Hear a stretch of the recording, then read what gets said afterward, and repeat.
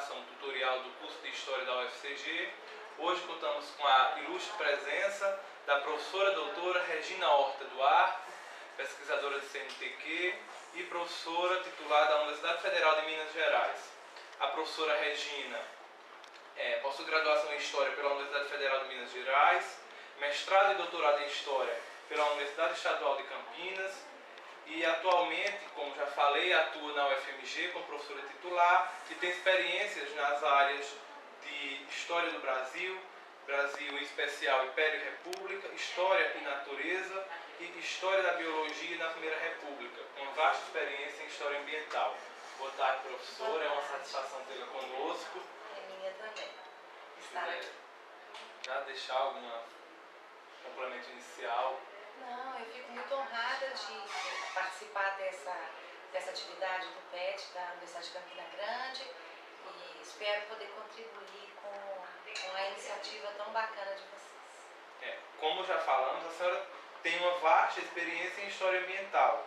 Então a primeira pergunta seria mais ou menos como está a situação atual e quais as perspectivas para os estudos sobre História Ambiental no Brasil hoje. Bom, eu creio que, apesar de ainda no início, a história ambiental tem dado um salto grande dentro da historiografia brasileira. Então, há alguns pesquisadores ainda apenas que trabalham com isso, mas como há pessoas no Rio de Janeiro, em Minas Gerais, no Sul, no Nordeste, algumas universidades do Nordeste, por exemplo, na Universidade de Fortaleza, então começa a existir um grupo que se comunica. A AMPU, nós teremos na AMPU este ano a formação de um GT de História Ambiental na AMPU, então eu creio que cada vez mais teses, dissertações são publicadas nessa área, defendidas, desculpe, nessa área. E uma coisa importante é que os historiadores brasileiros também cada vez têm se inserido mais no diálogo internacional da história ambiental, porque não existe história ambiental nacionalista. Na verdade, esse é um aspecto legal da história ambiental, é que ela nos leva para o mundo, ela nos abre o mundo.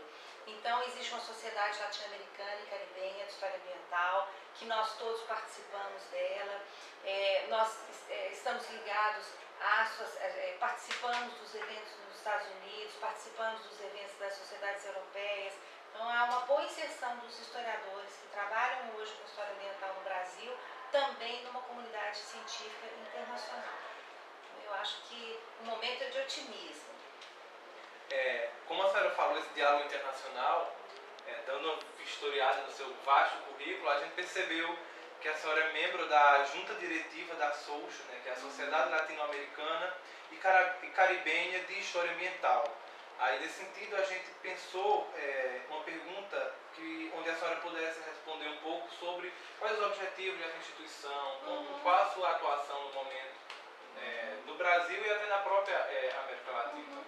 Olha, a SOUCH é uma sociedade muito bacana. Ela foi fundada no Chile em 2003, o nosso primeiro encontro, e depois tivemos encontros a cada 2 anos. O próximo é no ano que vem, em outubro, em Quilmes, perto de Buenos Aires. Os objetivos principais da sociedade latino-americana, além da inserção de todos os historiadores da América Latina, e somos uma sociedade muito numerosa, muito ativa, digamos, até agora a história da América Latina ambiental tinha sido feita por norte-americanos, por cientistas europeus e norte-americanos. Então, a perspectiva principal da sociedade latino-americana e caribenha é uma história ambiental da América Latina feita na América Latina. Nós fizemos até um dossiê na Vale História em 2003 com esse título. Então, é um pouco estimular que a América Latina tem uma história social, uma história cultural, uma história política tão profícuas e que nós também possamos fazer a história das nossas questões ambientais. A sociedade latino-americana tem algumas iniciativas importantes, além dos congressos bianuais, e ano que vem nós temos um em Quilmes, na Argentina.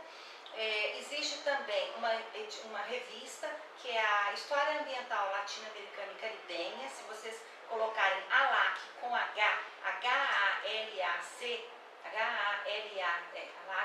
No Google vai ser a primeira opção da nossa revista, que já tem 4 volumes. Agora em setembro o nosso 5º número será publicado, e que é os artigos podem ser em inglês, espanhol, português, e que tem trazido aí, nós estamos crescendo a revista, é uma coisa muito bacana da Solcha. E agora, pela primeira vez, a Solcha fez uma escola digamos, não oficial, senão uma escola informal, chama Escola de Solcha, uma escola informal para pós-graduação, e esse ano na Colômbia foi a primeira turma. Então os meninos tiveram aula lá durante uma semana com professores de vários países. Daqui a 2 anos haverá uma outra escola de Solcha, discutindo seus projetos, discutindo suas questões, e foi muito bacana. Então eu acho que a Solcha, nós temos pesquisadores muitos brasileiros, argentinos, colombianos são muitos, mexicanos, muitos membros mexicanos, alguns membros do Equador. Então é uma sociedade crescente. Né? É claro que nós também temos norte-americanos e europeus que participam, não somos baguistas. Né? Uma das suas pesquisas em andamento intitula-se História e Natureza, História Ambiental Urbana. Fale-nos um pouco sobre ela. Bom, eu tenho me dedicado a essa questão, de pensar a questão da natureza dentro do ambiente urbano. Eu acho que por uma questão pessoal, eu adoro viver em cidades, mas eu também adoro um lugar agradável, e eu penso que às vezes a gente, para viver na cidade, tem que desistir de viver num ambiente naturalmente, mais natural, mais arborizado, mais próximo da vida, né, desse meio ambiente que a gente constrói, mas também a gente idealiza. E os problemas das cidades são muito grandes, né, e as cidades ocupam cada vez mais um território maior do mundo contemporâneo. E essas cidades têm um impacto ambiental muito grande pelo lixo, pela água, pela movimentação das pessoas, pela especulação imobiliária. Então, o grupo de pesquisa se dedica a isso. Eu tenho algumas orientações em andamento, e no caso da minha pesquisa especial, eu trabalho muito com a arborização urbana. E eu tenho um projeto pessoal que é sobre os condomínios privados, que sempre prometem uma vida verde, né, e afastado, porque ele está dentro do meio urbano, mas não está. Ele é um lugar que seria mais verde, mais tranquilo, mais próximo da natureza, mas que na verdade institui uma segregação social muito grande, porque os condomínios fazem com que as pessoas vivam em lugares muito fora da realidade, né? E cada vez mais esses condomínios se fecham e são lugares de negação da vida política às vezes. Então eu tenho me dedicado a isso, à questão desses condomínios verdes. Eu vi que em Natal eles estão inaugurando um Alphaville enorme, todo murado. Né? Eu imagino que, não sei se em Campina Grande também já tem esses mesmo nome, inclusive. O Alphaville é uma rede, né? Tem não sei quantos empreendimentos pelo Brasil. E são lugares de segregação social. Assim como os shoppings se tornaram lugares oficializados de segregação social, que nenhum mendigo pode entrar no shopping, né, eles controlam as pessoas que entram, os condomínios privados também se tornaram um lugar de segregação social. Seria também uma tentativa de privatização da própria natureza, do próprio ambiente verde? Porque aí, veja bem, a cidade, as praças, as cidades, quer dizer, as pessoas privilegiadas vão poder ter seus espaços verdes, em detrimento das praças, dos parques públicos, né? Que às vezes, com a especulação imobiliária, as cidades têm se tornado cada vez menos verdes. A minha cidade, Belo Horizonte, agora com as obras da Copa, milhares de árvores foram cortadas, milhares de árvores. Né? Então, cada vez mais o centro urbano se torna árido, difícil, complicado, né? Enquanto esses paraísos verdes se multiplicam para aqueles que podem pagar. Mas eu vou estudar isso nos anos 50 e 60, o início desses condomínios, quando eram quase que casas de fim de semana só. Agora a gente muda um pouco o foco da entrevista e passa a falar de um prefácio que você fez nesse livro, A Feira dos Mitos, a fabricação do folclore e da cultura popular Nordeste, de 1920 a 1950, de autoria do professor Durval Muniz de Albuquerque Júnior, e nesse prefácio muito bem elaborado, que consegue resumir e mostrar ao leitor de que se trata o livro, um pouco também do próprio tipo de escrita do professor Durval.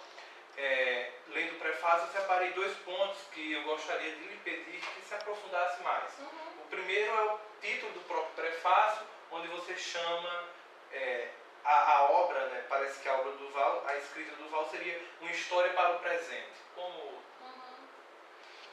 Eu tive essa ideia de fazer o prefácio dizendo disso, né, e falando, tem um trecho do prefácio em que eu digo que o livro do Durval tem uma grande vantagem, não se dirige nem para o passado, porque aquele apego ao passado, nem para o futuro, é um livro que é escrito para o presente.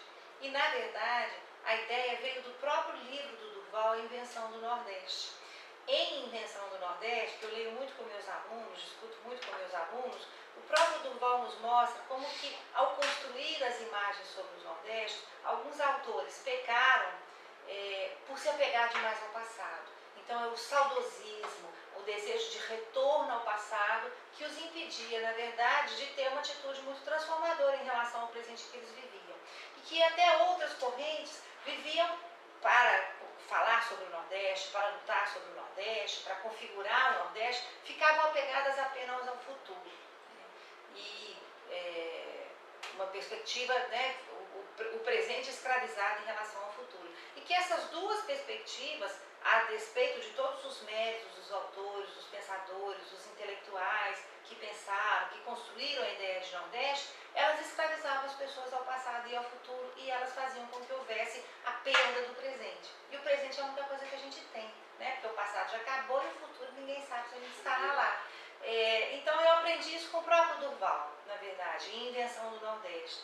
Quer dizer, essa ideia de que, essa perspectiva de que o historiador precisa dialogar, falar, pensar e transformar o seu presente, que é o único que ele está. Né? Um outro ponto, onde você menciona, eu achei essa ênfase muito interessante, é sobre a síndrome do resgate, que o Durval enfatiza um pouco no livro. Explica um pouco para quem nos assiste sobre isso. Na verdade, o livro do Durval, eu fiz uma leitura para fazer o prefácio e fiquei muito entusiasmada, porque essa síndrome do resgate, na verdade, ele sistematiza muito bem essa crítica, porque ela é uma escravização ao passado. E eu vivo num estado também em que a questão do folclore, do passado, é muito forte, em Minas Gerais. Então eu me lembro, assim, na idade escolar, aquelas representações folclóricas que sempre nos pareciam muito chatas, intermináveis e que não tinham nada a ver. Então essa ideia de que as pessoas se fantasiam, né, não é uma manifestação muito espontânea. E Minas cultiva isso muito, grupos folclóricos, apresentações folclóricas, e isso é necessariamente tido como bom, né? E há muita construção em torno disso. Eu tenho uma colega que ela fala uma coisa muito engraçada, que é a Regina Helena, que ela fala: quem resgata é bombeiro. E talvez seja a razão, a gente não tem que resgatar nada, porque quando a gente resgata, parece que a gente está trazendo uma verdade à luz. E na verdade não tem essa verdade para ser trazida à luz. Os grupos folclóricos reconstroem o tempo todo esse folclore. E quanto mais estranhos eles parecem, é porque na verdade eles estão forçadamente tentando manter uma imagem que não tem mais significado. Né? Então, esse discurso muito fácil, que é preciso resgatar, é relativo. Né? Nós precisamos viver, não resgatar. Eu gostei muito do livro do Durval por ser corajoso o suficiente para dizer isso. Tá? Eu também percebi em outros momentos do prefácio que você traça alguns elogios à própria escrita do Durval, a esse desenvolvimento narrativo que ele envolve o leitor e acaba fazendo história de maneira que quem lê, qualquer pessoa que leia, compreende o que ele quer dizer. Aí vem uma pergunta, surgiu uma pergunta agora, que algumas pessoas criticam esse apego de alguns historiadores à narrativa, dizem que é literatura.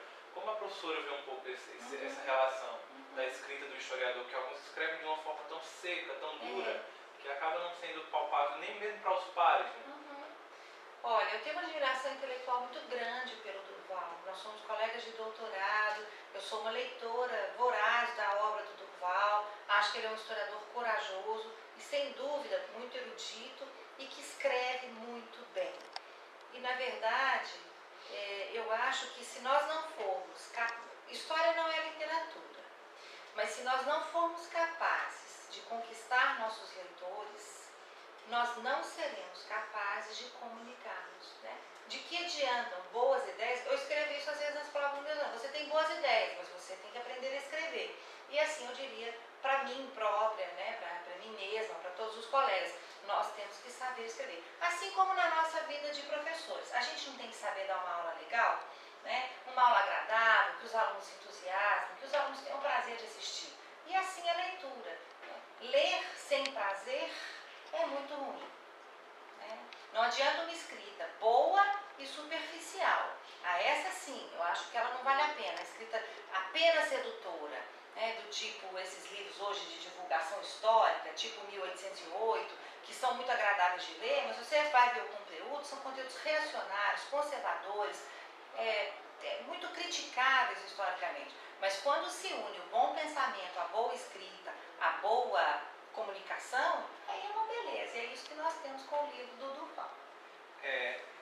Agora seguem duas perguntas que sempre compõem esse programa entre historiadores, que a primeira é indicações de livro. Quais os livros a historiadora Regina Horta Duarte indica para aqueles historiadores que estão iniciando, até alguns de longa data que estão atrás de leituras novas?